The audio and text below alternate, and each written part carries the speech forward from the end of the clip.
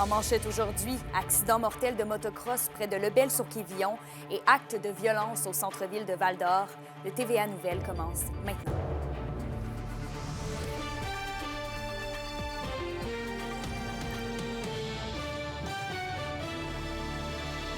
Bon lundi tout le monde, bienvenue au TVA Midi.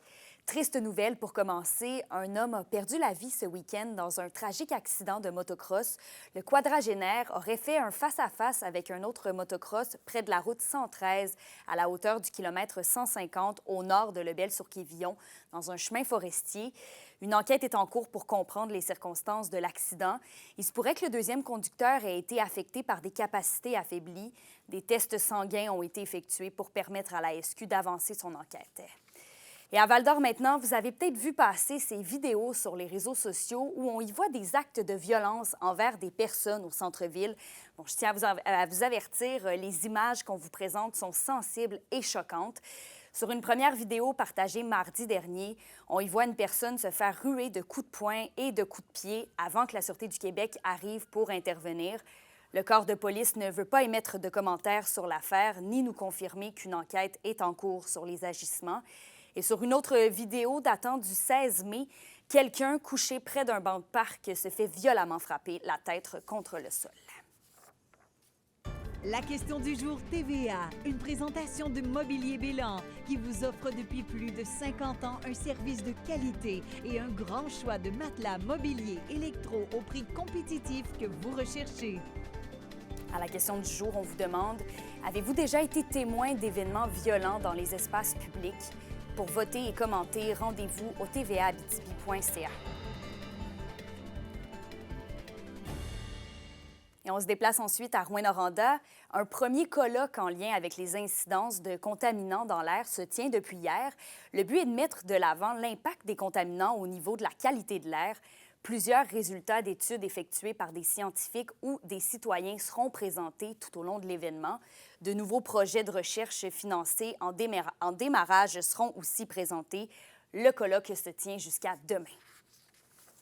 Et le projet de loi du régime forestier inquiète le Conseil régional de l'environnement. Avec la commission parlementaire qui s'ouvre bientôt, il craint que le forestier en chef et les aménagistes forestiers régionaux aient plus de pouvoir entre leurs mains. L'organisme cite aussi l'abolition des tables de gestion intégrées des ressources et du territoire. Le Conseil souhaite que des pans du projet de loi soient revus pour favoriser le dialogue, mais il reconnaît la volonté du gouvernement d'assurer une meilleure planification de l'utilisation du bois. Et demain sera un grand jour pour le Canada.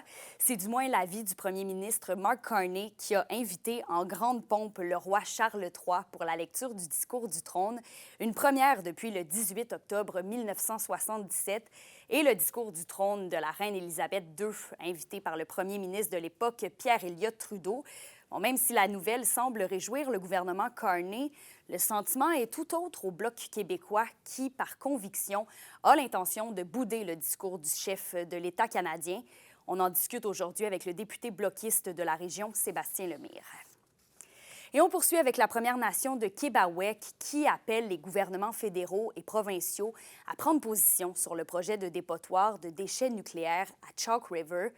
Québec ainsi que des représentants d'autres communautés sont réunis ce matin à Montréal pour faire savoir leur mécontentement. Après 2 victoires importantes en Cour fédérale lors des derniers mois, Québec critique le manque d'action des gouvernements. Une juge a reconnu en mars que la Commission canadienne de sûreté nucléaire n'avait pas suffisamment examiné les lieux et les autres emplacements possibles pour le dépotoir.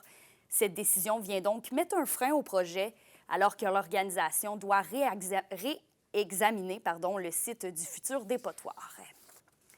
Et plusieurs sites miniers d'Anico Eagle de la région se sont démarqués lors de la 61e édition de la compétition de sauvetage minier qui avait lieu la semaine dernière à Val-d'Or. La mine La Ronde a remporté le trophée d'or, la mine Goldex celui d'argent et la mine LZ5 le trophée de bronze. D'ailleurs, notre collègue Élise Tessier a assisté à la journée de compétition de vendredi. Voici son reportage. On va vérifier les alarmes.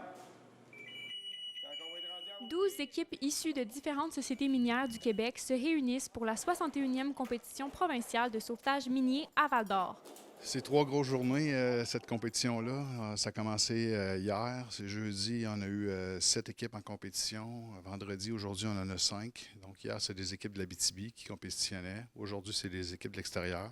Les équipes relèvent des défis à la Cité de l'Or où la compétition se déroule dans un environnement authentique, aussi bien en surface que sous terre. La compétition sert à évaluer leurs connaissances, à savoir ils maîtrisent bien tous les protocoles mis en place là, pour le sauvetage minier.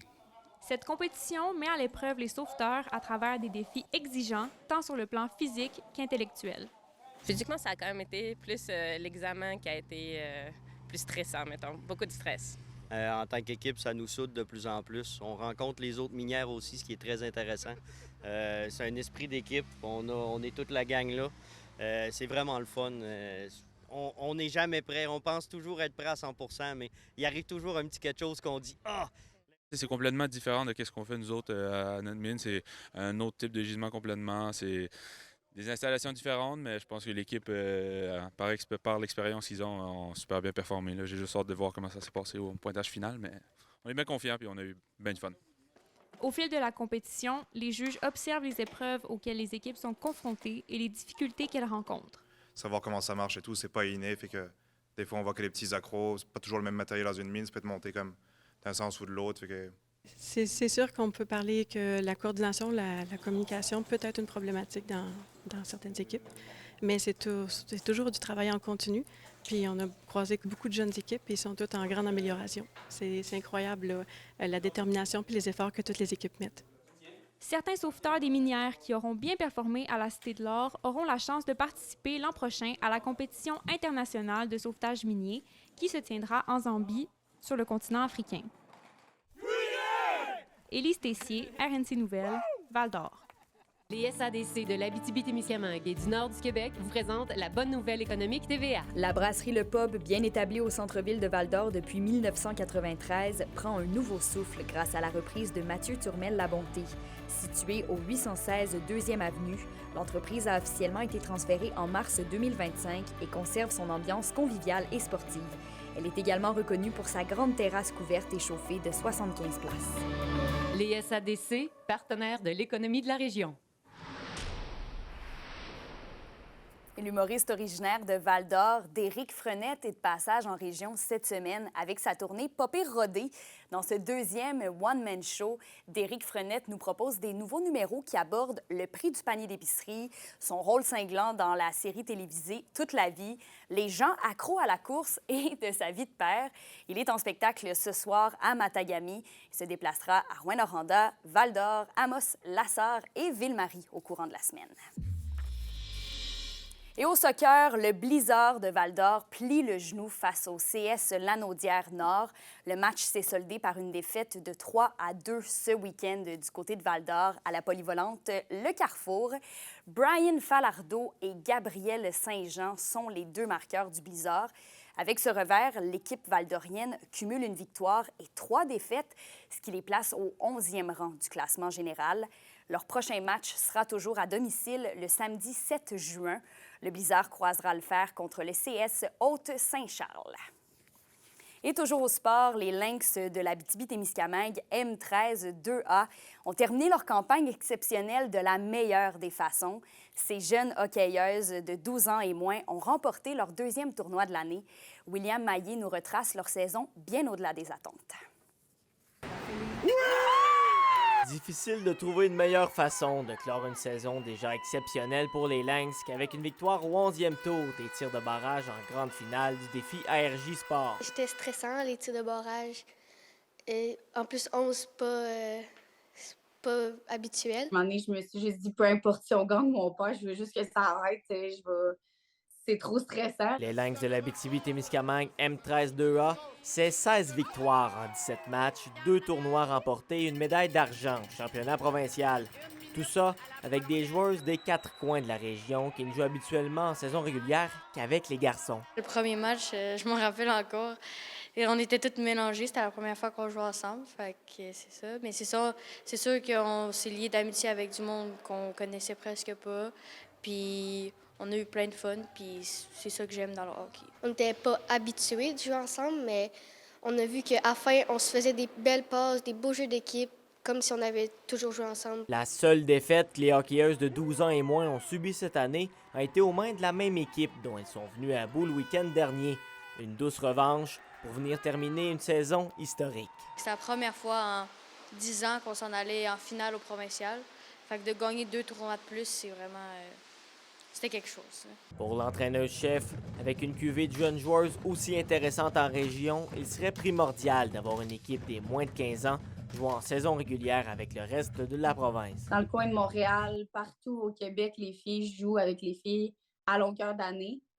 Puis c'est ce qui favorise leur développement encore plus. C'est important pour elles le plus tôt possible d'aller jouer dans une équipe complètement féminine en saison régulière. Là. Plusieurs joueuses des Lignes se retrouveront dans l'équipe M15 l'année prochaine et l'entraîneur-chef Pouliot travaille d'arrache-pied avec Hockey Abitibi-Témiscamingue pour que l'équipe des moins de 15 ans se retrouve dans le circuit provincial pour la prochaine saison régulière. William Maillet, RNC Nouvelles, Rouyn-Noranda. Et bonne nouvelle à la météo, on débute une séquence de belles journées ensoleillées. En Abitibi, il fera un maximum de 21 degrés Celsius et de 20 au Témiscamingue. Il fera beau aussi ce soir, un minimum de +3 plus au nord et de +5 plus au sud. Il devrait faire beau jusqu'à mercredi, alors on en profite. Donc voilà, c'est complet pour le bulletin. On vous revient avec plus d'informations ce soir au TVA 18h. Excellente journée à vous!